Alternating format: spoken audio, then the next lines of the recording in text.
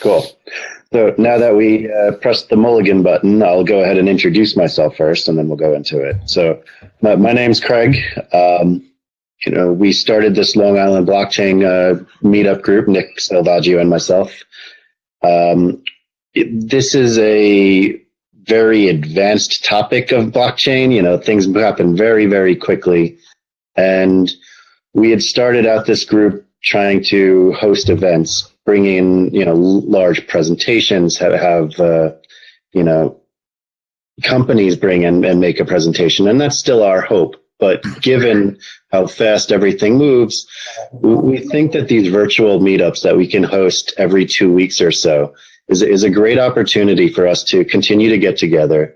Hopefully some of us are working in that blockchain space, and we'll talk a little bit about the projects that we're working on.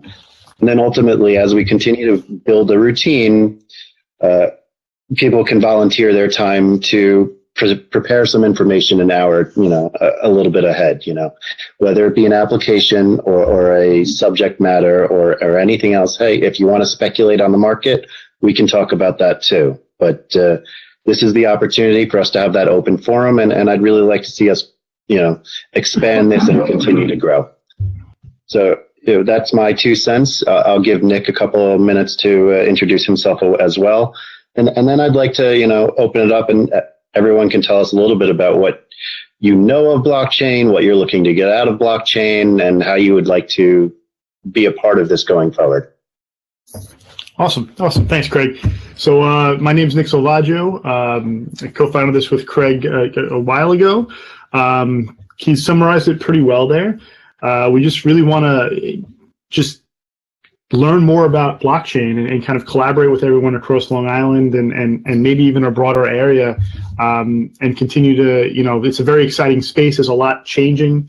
So we just want to be involved with it and really continue to learn. There's a lot to learn. So this is the first time we're doing this virtual meetup. We'll see how this actually works out. But I definitely like just walking downstairs as opposed to driving into Huntington so far. So looking forward to learning. Tonight we have a topic. So the idea is that we'll frame a topic for discussion. And tonight the topic is identity on the blockchain, which I think is a really important topic. It's an evolving topic, as with most topics in the blockchain space. But I think it has a really large impact into how adoption can increase across the blockchain space and in general.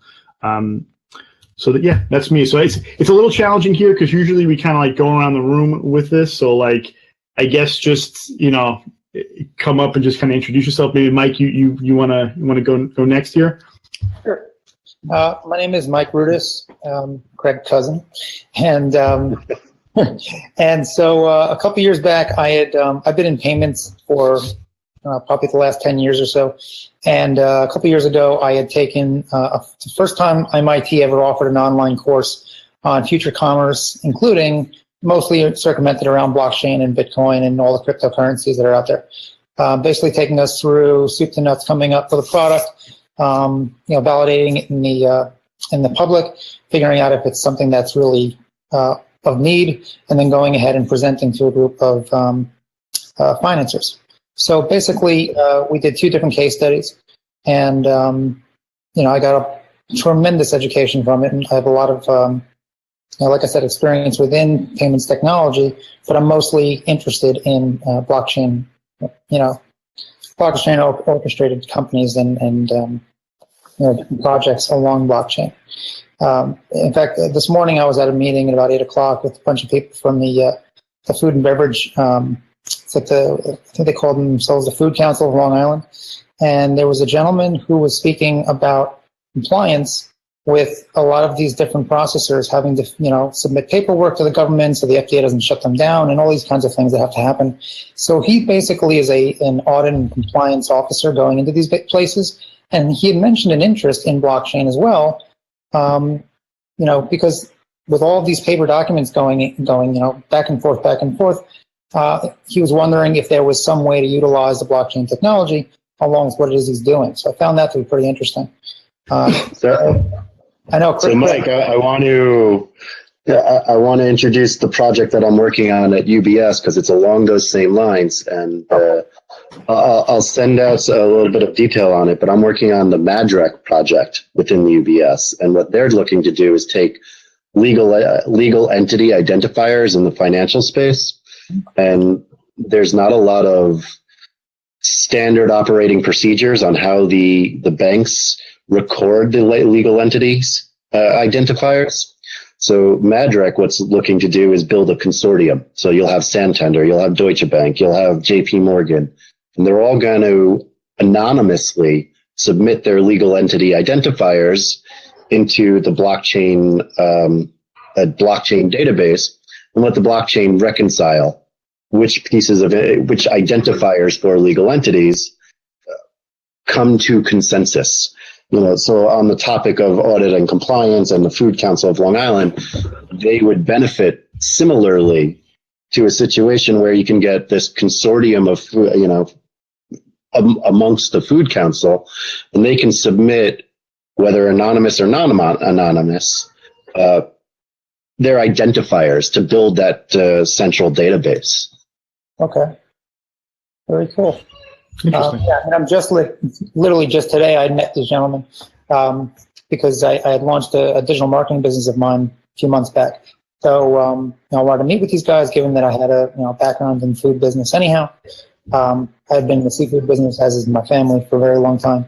So we're familiar with all these kinds of things. And but yeah, I'm interested to see what this guy says to me as far as what he's looking to do and what kind of project he's interested in. Because I know Craig, I work with Chris as well, Yep. and he and I have been talking a lot recently. And he's starting up his own business as well as involved with you guys. And he had, I had asked him, I was like, well, what's your main sort of mission for this group? What are you guys looking to accomplish out of it aside from just general education and getting the good word out? And he had mentioned that you guys were trying to develop something along the lines of possibly some sort of like an ISO type operation for processing of cryptocurrencies for restaurants. Yep. So I wanted to see what it was and things like that, because that's very interesting to me. Because I'm going to be focusing heavily on restaurants and the food industry within what I do for marketing. But if I'm able to do something with you guys as well, we can develop it together. I think it's a fantastic idea to do something other than just what some of the exchanges are doing right now, basically. My big project that I had done for that MIT class was around this issue. Basically, I was looking to get rid of Visa and MasterCard because, they've been moving people off like crazy for years. And it was getting more and more difficult for me to sell the services because of the fact that I saw that these merchants, they really shouldn't be paying nearly as much as they are to accept their own money. Especially then having to just come on and keep up constantly with all these new PCI compliance laws and things like that, so that they're within the security standards for Visa and MasterCard. And basically they're holding, they're taking on all the risk. So I wanted to develop a system like that. So we ended up doing a case study and coming up with a system whereby it would be sort of like a PayPal type situation, but with cryptocurrency. And we would have an escrow service in between to deal with the returns, because obviously there's no returns on blockchain yet. However, there does need to be some sort of a solution in place, so that if such a thing were to occur, there would be somewhere to go back to. Because I think that's one of the biggest things that's holding it back, aside from just the general, government regulations. I know it's very difficult in New York State, especially, to have a Bitcoin operated business or any kind of blockchain operated business. They seem to want to get in the way of them as much as possible because they're run by the big banks for the most part. And the big banks are scared shit that this stuff's going to basically put them out. And they're right to be.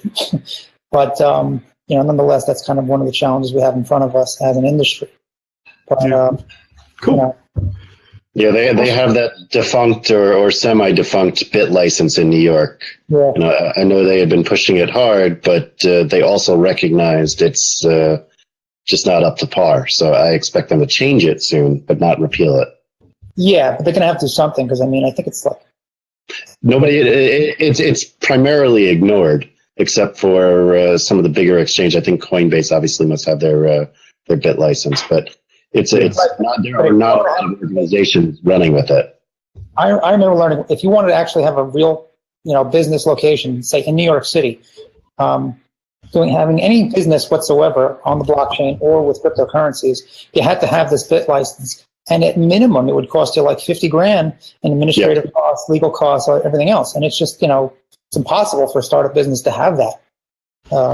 Where they're really in, innovation within the field. So I'm all about exploiting that and doing what we can to, really give people the freedom to go ahead and use the system in the way that they need to and would like. Cool. All right, Michael. Thank you. Let's continue with introductions here. So we got I guess Mike Marzavilla next. Oh, it's me. It's on me. All right. So my name is Mike Marzavilla. I partner with Nick in a web development business here on Long Island. We do all sorts of web development, mainly focused on open source.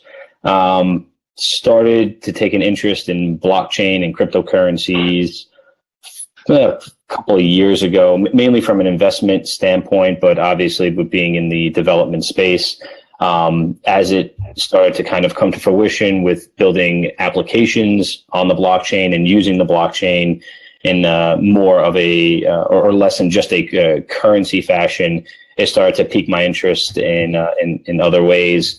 And a few years back, I saw a talk by it was from Stanford, and it was a gentleman by the name of Juan Benet from Protocol Labs about using IPFS and basically you kind of restructuring the internet on blockchain, and that kind of just blew my mind and made me start thinking about things in a whole nother light.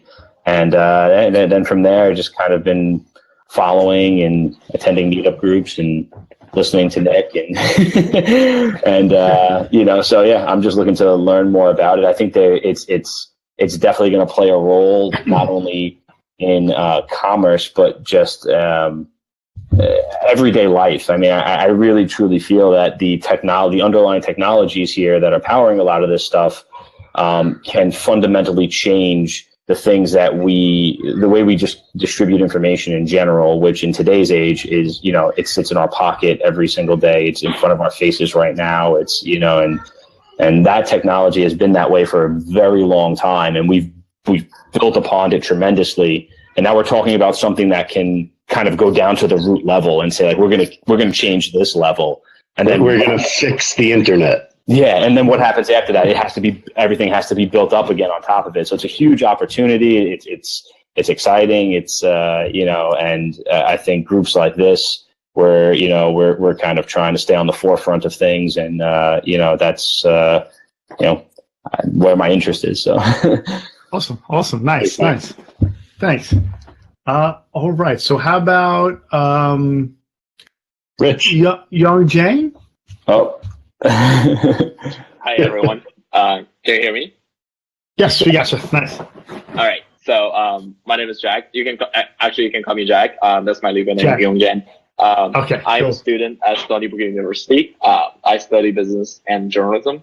I literally got into blockchain like 2 weeks ago. I think this is a super interesting topic, and all of my friends are doing trading, Bitcoin trading. I think that's one of the topics I'm interested in too. So I'm trying to report a story on this. That's why I started joining groups to learn more about the topics. I'm actually going to one of the conferences in the city tomorrow. It's called Mars Blockchain Summit. I'm trying to learn more about blockchain. So yeah, I'm just here to listen. Awesome. Well, welcome. Thanks for connecting. Thank you. All right, who do we have? Rich. Yes. Hi, this is Rich Maynard. How are you? My background is in financial services in what I'll call a traditional IT role, and I gravitated more toward business continuity planning and third-party vendor oversight. So this is kind of a fact-finding thing for me to learn more about blockchain, and particularly in the context of how it will interrelate with business continuity and business resiliency. This is one of the growth areas in fintech. And like I said, I just want to see how these things will play with one another. Awesome. Thanks for connecting.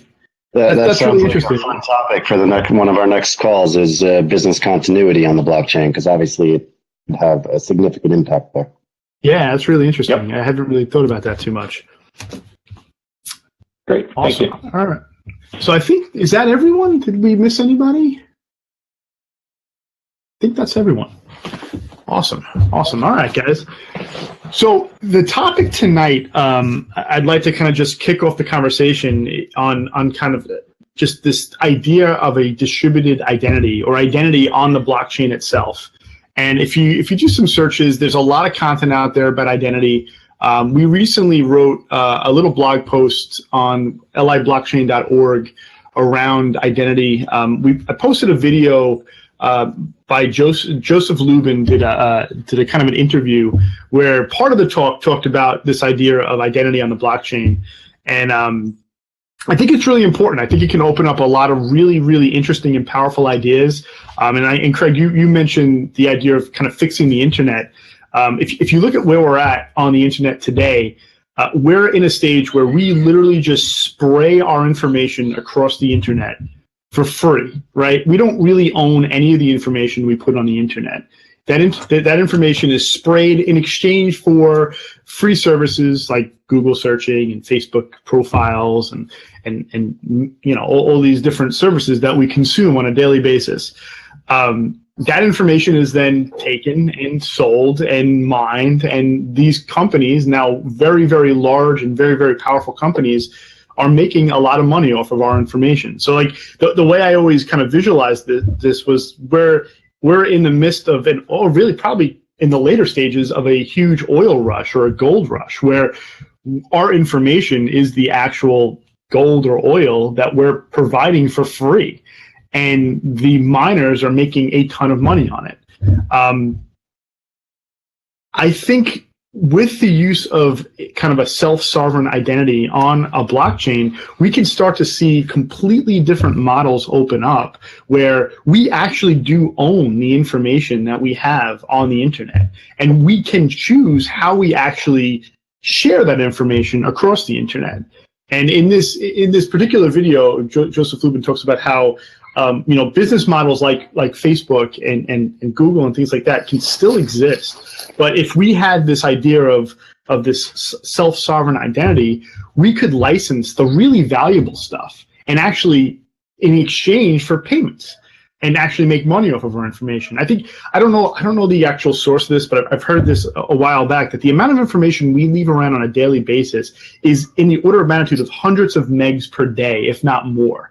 So we have a lot of data that we're just leaving around. I mean, think about Craig and I, we were driving through Manhattan not too long ago using Google Maps.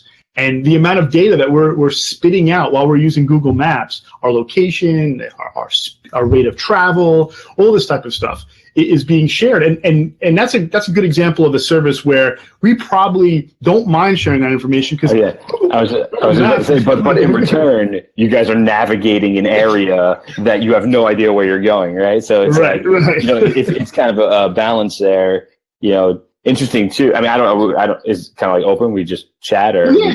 Oh, okay. Sorry.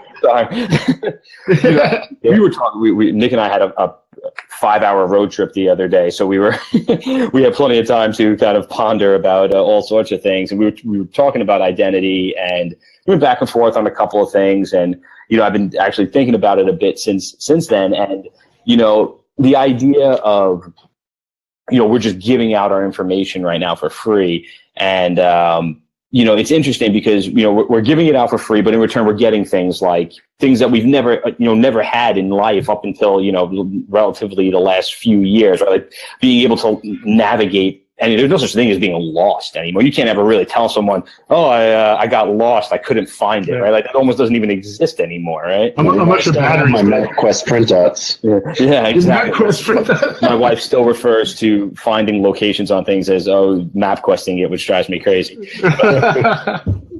But what I was thinking about is it could almost, the idea of identity on a blockchain. I think it's a valuable idea and a good idea. But I was almost thinking, could it be, a bit of a dangerous thing where it's like, okay, give me a little bit of information and I'll let you use my map service for a little bit. Now all of a sudden you get halfway where you're going, and they say, okay, now I want some more stuff from you. And you're like, well, I don't know if I want to give you that stuff. And they're like, you need to know where you're going. I don't know if you're going to find your way. It's a bad neighborhood that you're in. You lock you up in a bad neighborhood. And unless you give me what I want now, so granted, we're just giving it out there for free anyway, but it almost, I had that thought. This open source, decentralized world, that business will not last very long.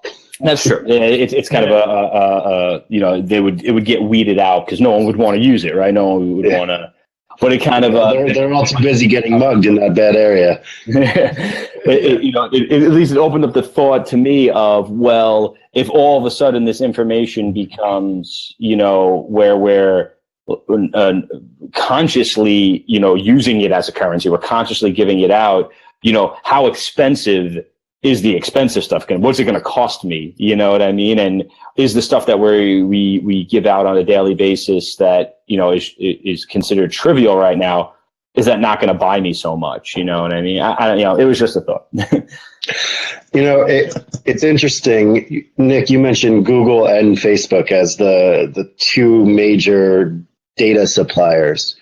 And I took note as I logged into my Meetup account, I authenticated through Google. So it's not even so much that I'm concerned of the opportunity cost on the missed data. The fact that I am providing Google with my data and I am, as Mike, you say, I am receiving a service in return, I am very okay with it. What I'm not so okay with is I am completely reliant on my identity being what Google tells everyone that my identity is.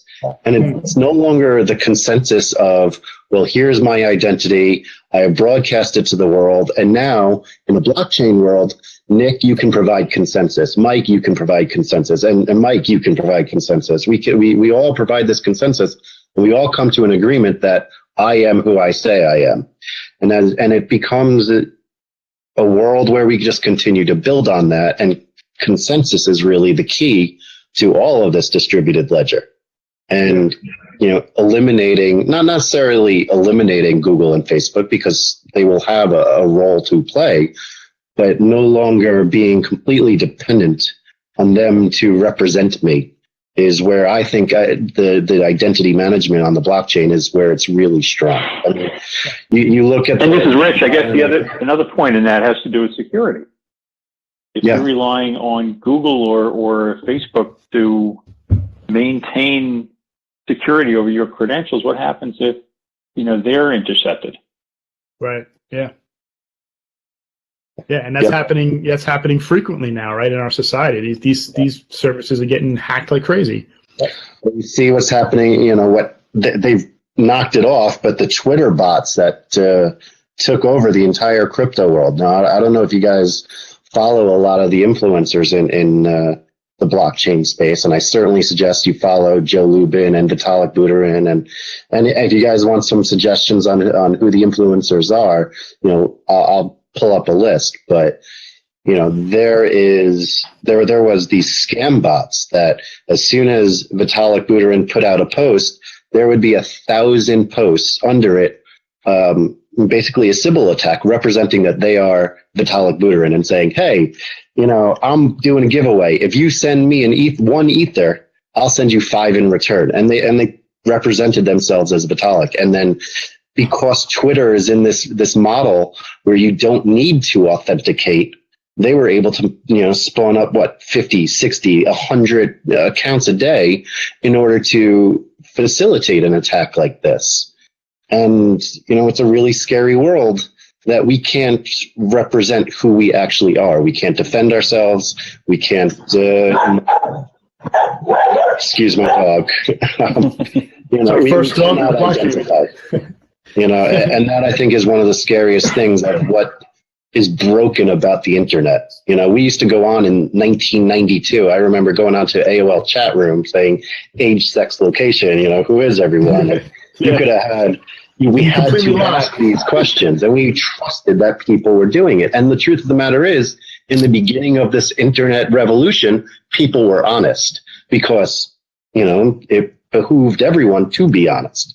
And then once we got to a plateau of that honesty value, that's when you have all these spammers, the trolls, and you know, the disgusting underbelly of the internet. And that's truly where we are broken. If you can't identify with a specific person on the internet, you can't trust them. So, you know, I think that self-sovereign identity management is truly the you know, the backbone of what blockchain is trying to do. Yeah, absolutely. And you know, it's kind of to that point too. I mean, there's a lot of energy in the actual development of it, right? So like we're talking about kind of the top level of what that actually is, but what does that really look like in reality, right? In terms of what does it mean to have an identity on the blockchain? And I think there's a lot of complicated things we can read out there, but at the end of the day, it's really a smart contract, right? It's a smart contract where, Craig, like you said, we can reach consensus with other people kind of coming in to that contract and signing it. Maybe the idea of like multi-signature contracts or wallets. Oh, it looks like we have somebody else popping into the meeting here. Justin is coming in. Hey, Justin. Hey, can you hear me? Sorry, yes. So late. It's okay. We're just talking about identity on the blockchain right now. So welcome, and we are recording this meeting just so you're aware.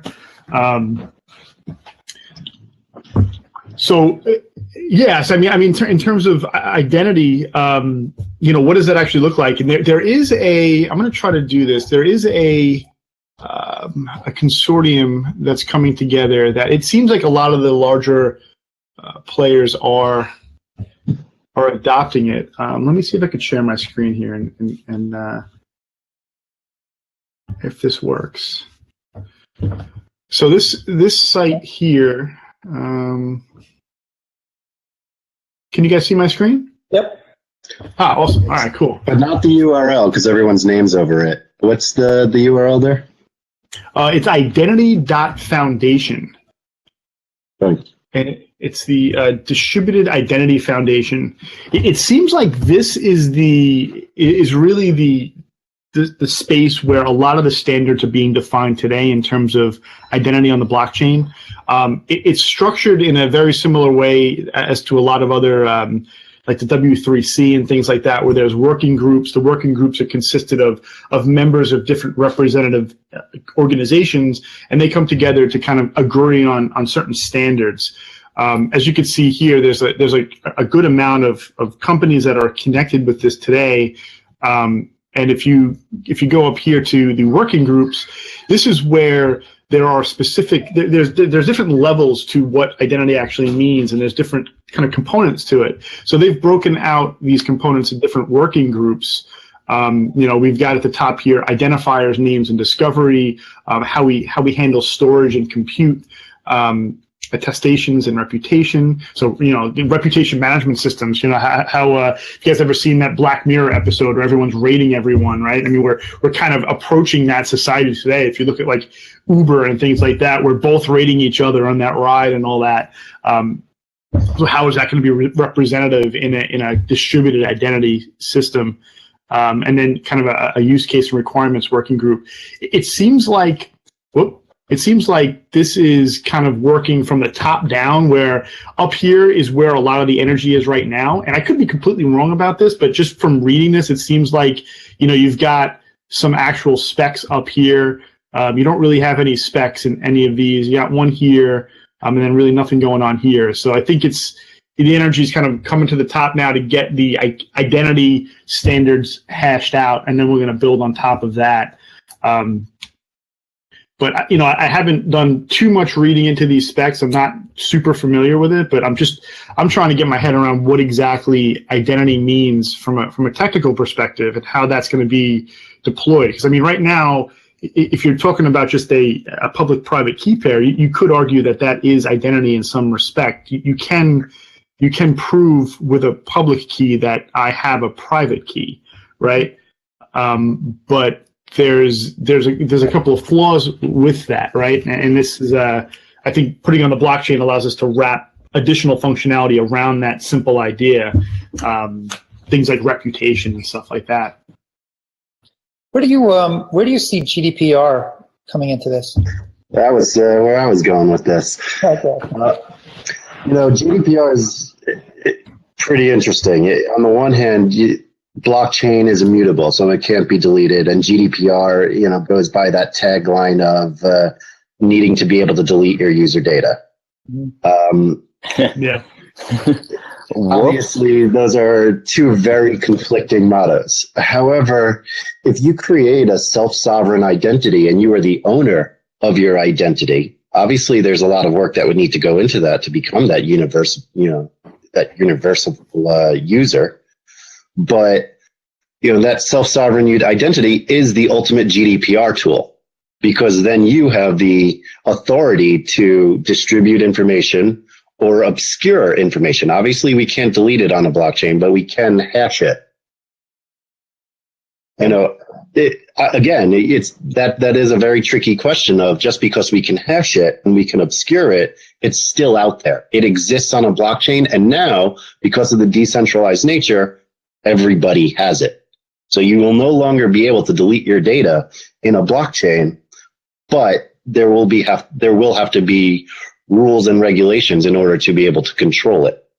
Yeah, I think the actual storage of the information that is owned by your identity, even the identity itself, should be encrypted with a private key that you control in your identity, right? So, like, in terms of GDPR, you would be allowing certain people to decrypt that information, and I would think you'd have almost like a way to see exactly who's using your information at any given time in a centralized space, but on the distributed blockchain. So, in some respects, I almost feel like regulations like GDPR and ones that would probably come after it may make it easier to be able to say, hey, I have the right to be forgotten. Google, take me out of this. Facebook, take me out of this. This service, take me out of this. But the data would still be there, like you said, Craig. It would still be out there, but it depends. It could be deleted too. Like if we're talking about IPFS, right, where we're storing data on a distributed file system, and we're maybe only mining hashes into the blockchain, we could still delete the data. And thank you for correcting me on the tagline. And they are using IPFS to store a lot of the data, as been pulling the hashes into the blockchain to avoid, having it out there. I mean, we saw one of the more ridiculous news articles was Bitcoin itself is illegal and it distributes child pornography because somewhere in the on its own, there is child porn. Yeah, and because everyone that then uses the Bitcoin code is an owner of that child pornography, the entire world's going to jail. Oh God, Jesus! But that's obviously using the IPFS. Eliminates some of those risks. Now you're just hashing a map key. Yeah, well, that's kind of scary though. If you think, as long as, because any one of us can spin up an IPFS node, right? So if we do that, I guess it would be encrypted. So I don't. There's a whole other layer of law that needs to come into this. Well, let me ask you this: if you spin up an IPFS node, is that similar to kind of like publishing a blog? Are you now permanently linked to that? No, you take it up and down. You're saying permanently linked to what? The data that you're storing from that? Yeah. So, like, for instance, like if someone were to put some sort of inappropriate data, if you were to do that and put inappropriate data, and now other people could access it, like the creator of the data, you know what I mean? Like whoever, can it be linked back to that person? Like, is it similar to, I guess, publishing a block on a blockchain where it's like, hey, if you do that, it's linked to you. I mean, there would have to be some way that someone's private key is linked to whatever it is that they're uploading to the chain. and have some way of getting back to them, because otherwise, like you said, everybody would be, at the child pornography or whatever the shit going on out there. And that's not going to happen. But there does have to be some kind of recourse. Now, I agree with you that, the GDPR model is excellent for what we have right now, because we're at least able to control certain elements of our identity that are being, used out there, and can delete them and delete certain parts of our profiles and things like that. We're going to need that kind of flexibility within an open platform like blockchain. But we always complain that the law's not there. We're going to need a law. The lawyers don't have a fucking clue as to how to get their heads around this. Okay. Yeah. I speak to people about blockchain plenty. Every single time they ask me, what is Bitcoin? What is blockchain? I'm like, sit down for the next hour and a half, at least. Mm-hmm. So, we can't really be expecting too much. I mean, I think we need to start doing things more with law firms and with just the legal community in general, and getting them educated about this. They definitely need to be on top of it, because right now they're not. And they're never going to be able to make any kind of actual legislation and get it passed in the House of any kind if they don't know what's going on. So we have to start educating them. That's major. But as far as being able to control our identity and know that what we are and who we are and our bank accounts and everything about us is protected by us and controlled by us, yet can still be licensed, so to speak, by Google, Facebook, whoever is out there. I feel like there needs to be another type of technology built on top of the chain itself that's able to kind of split it up, or have some way of, like Michael, like you'd mentioned, basically having something whereby we know who uploaded that information. There has to be some way of going back and saying, well, because otherwise you're going to have a world of people that are going and just doing all kinds of shit to each other, blackmailing each other and all kinds of things. It's going to go nuts. Have you... The city of Zug, Switzerland, and I posted an article on this on our Meetup. They now have their citizenship for the city on a Uport Ethereum account. So they are, Oh, that's pretty cool. And Zug, Switzerland is one of the, crypto hotspots. They're trying to build these up everywhere across the world, where they're saying this is the hub. Nevada just came out and says they cleared a whole extra desert, and it's going to be a blockchain site to be seen. But Zug, Switzerland was one of the first, and the fact that they're taking citizenship is that's a great, pretty forward thinking. Yeah, and it's a great case study to look at and see how they're doing it, to know what we need to be doing over here. I mean, I'm always amazed that the United States is so far behind in this. Saudi Arabia and, like you said, Switzerland and all these other areas of the world are the hotbed for this. I mean, I've got LinkedIn connections with people all over that part of the world with blockchain, and not very many within the States. And you would think, especially Silicon Valley and everything else, we'd be the ones leading this. It's strange, but regulations. There's multiple levels of kind of why that is the case. I mean, it's just I think one aspect of this in terms of identity too is you mentioned, Mike, that a lot of people are very clueless with this, and that's completely true. I think, but there's a component right now where I think people are to the point where they're frustrated with it, where they don't even want to hear it anymore, because it's the whole speculation that happened, and it excites a lot of people, because people that were involved with it, they want to talk about it. If they made a lot of money in it, they're going to be like, oh my God, I want to tell everyone. They don't understand what they made money on. They're just glad they made money. Right? But, yeah. But it definitely is what's going to be and what can be with this technology. Yeah, I think layers on top of this. I think we need to understand that people are, even with the internet, right? People are always going to be kind of clueless to how it works, and we all do this in our lives. Like, we turn the faucet on and the water just works. We go on the internet and browse around. Most of us don't know how the internet actually works, So, and I think the same thing is going to be the case with blockchain. We can't expect everyone to understand it to like a deep extent. And I think with identity, really any application, it's really important we have layers on top of it. And I think Uport's a great example. It's still a little like, I've been playing with Uport since they were beta it, and it's still a little weird. I truly don't fully understand how to use it or if it's even usable in any extent right now. But I have an identity on there. My face is on there with I did a face swap with my daughter's face, and that's like my identity right now. Yeah, I think you're breaking the whole protocol now. I don't even know what you really look like.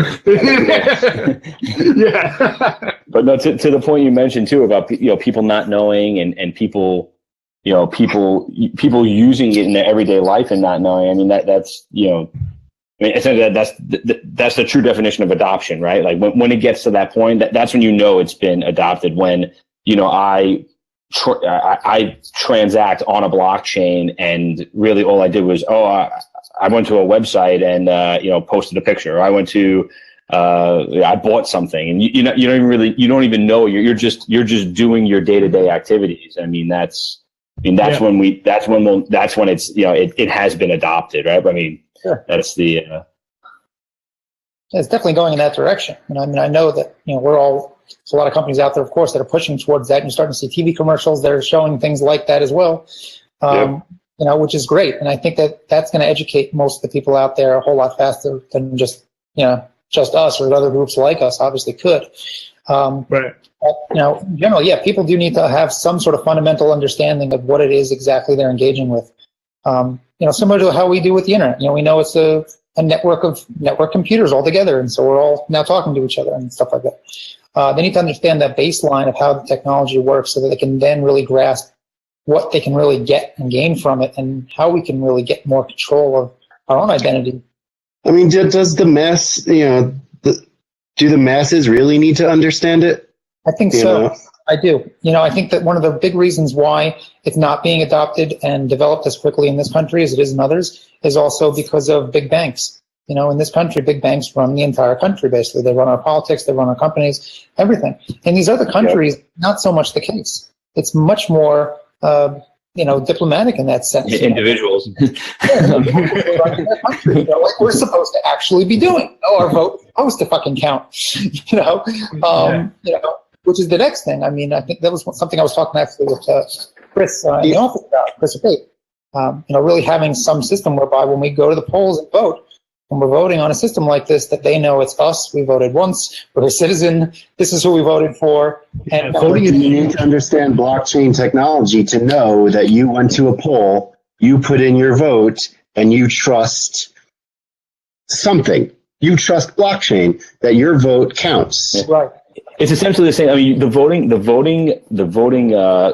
analogy is actually a very good one, right? Like we do that now. Like we're trusting something, right? Yeah. We're trusting something. So whether we're trusting blockchain or whether we're trusting something, right? It's still us kind of blindly. It's still us kind of blindly trusting something to keep it honest. And I think wrapping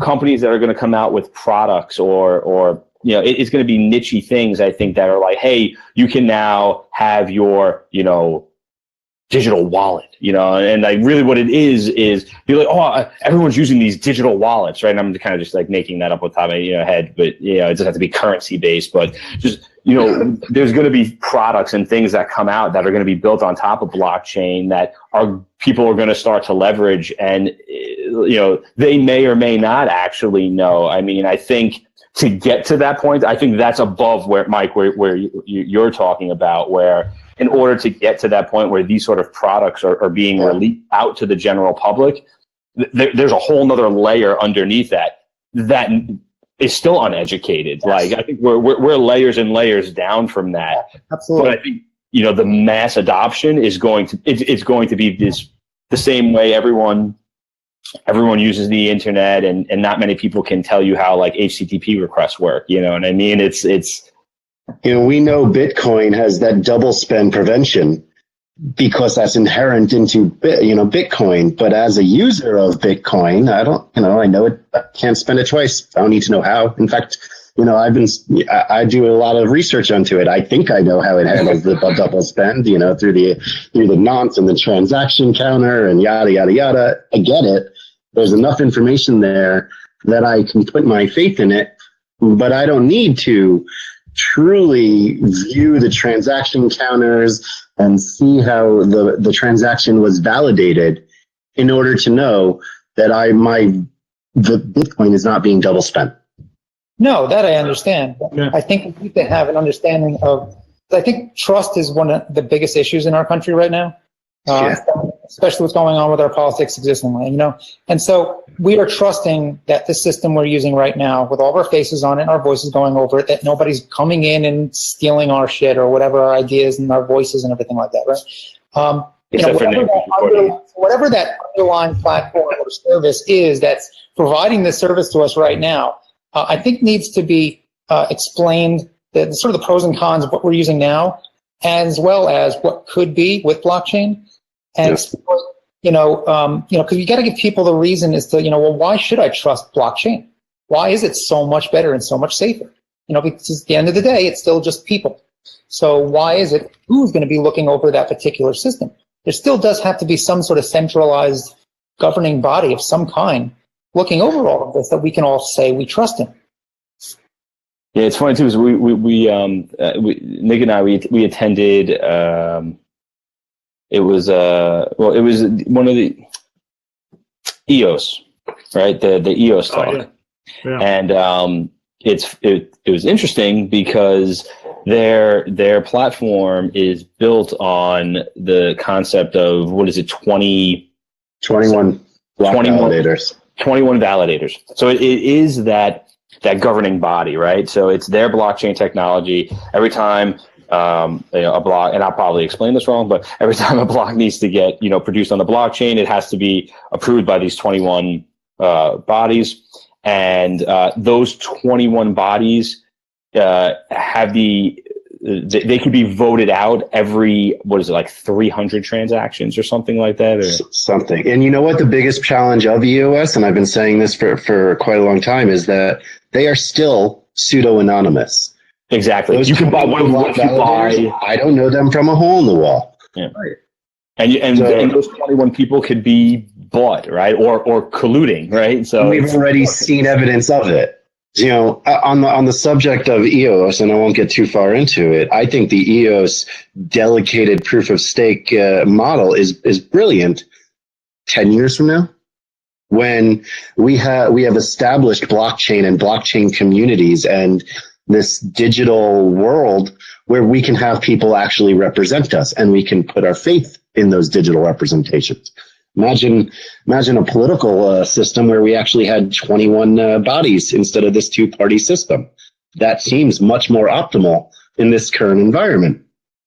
Yeah. EOS, but it's still essentially the same, though, right? I mean, you are still putting your. I mean, it's better. I get it, but it's you are still right. You're putting your faith in a group of, because we have to. Not all of us are still humans. I mean, I agree with it. Not all of us are going to care to validate all of the transactions. We just want our shit to work. We want to go out and handle our specific task, and we'll put our faith in a governing body that aligns closely with our motives. But on the subject of EOS, we're just not ready for it as a community. Mm. Yeah, I love the idea. Owned by those 21 block producers. They are 90% of the entire EOS, distribution. Yeah. So same problem there. Yeah, no, definitely. Yeah, I think that could be another topic. Talk about how politics and policy can be. I love the idea of having a multi-party system that's able to be supported through that type of EOS kind of what they're working on there. We can't really align ourselves too well in the current political environment in the United States. Right? We have essentially two choices when we talk about and if they don't align with us, we have to pick one. And it's funny. I sat there. I'm like, I think all Republicans are assholes. Does that make me a Democrat? Yeah, right. Exactly. Like what? Yeah, but. Interesting. Right? Oh, awesome. Well, great discussion. We're better off having some sort of a system whereby whoever creates it doesn't have the answer as to how to control it. It's kind of like something that's just put out there. And once it's done, it's done. And all that can be done from then on is edited and maybe updated and things like that as time goes on. But it's not something any one particular party can come into and, have any kind of control or influence over. Then you've got something whereby now you truly are in the blockchain where we're relying on our own selves. There's no one to trust. You've taken the trust element out completely. And I think that's, the big, really the big message behind all this technology from the get-go is to really remove that element so that people can feel free to put and share their information on there without it ever being compromised. Yeah.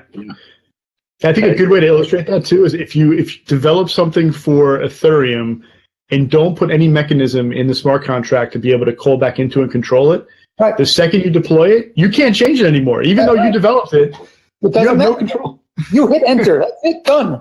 Whatever's done is done. That's it. You can go in and you can make little tweaks or whatever, fine, but you can't, right. You need some sort of a system like that. And that is something that can easily be trusted because nobody can go in and do anything with it. Yeah, not even the creator. Exactly. Yeah. Interesting. All right, guys. So I wanted to make this kind of a hard hour, so we don't record too much, and we have a good amount of content we can post to our group. So the plan is, I think we would like to have these a little more often. Did this format kind of work for you guys? Did this feel like it worked out good? Yeah. Awesome. Next time, works for me. You in Launchpad, Mike. Yeah. Now I know I can get home early and do my kids. Or dinner and shit, Yeah. Like eating. I'll get the lights. I'll turn on the alarm. Don't worry. So we mentioned maybe business continuity, but does anyone want to throw out another topic that we can start digging into for our next call? Then we'll just stick with business continuity. All right. Well, cool. I thank all of you for your time. Okay. This is great. I really look forward to expanding on this. Yeah, And super convenient. Sounds good. Really, I'd be more apt to hop on one of these, pretty much any time. It's like it's very, very convenient. So I think this worked out well. Thanks. Cool. Awesome. So we'll put the replay up on the site. We're going to continue to build our site, build our community, and all contributions are welcome. And my cousin Rudis, I'll reach out to you, on our restaurant ideas because, Chris, Nick, and I, we have a couple of things that we're tossing around, and we're doing this in the context of learning and expanding. So anyone that wants to contribute, Sure, please. that'd be great. Cool. Awesome. Cool. Very good. All right, guys. All right, Have a good guys. night. All right, guys. Have a good night. All right. Thanks, everybody. Bye-bye. Bye-bye.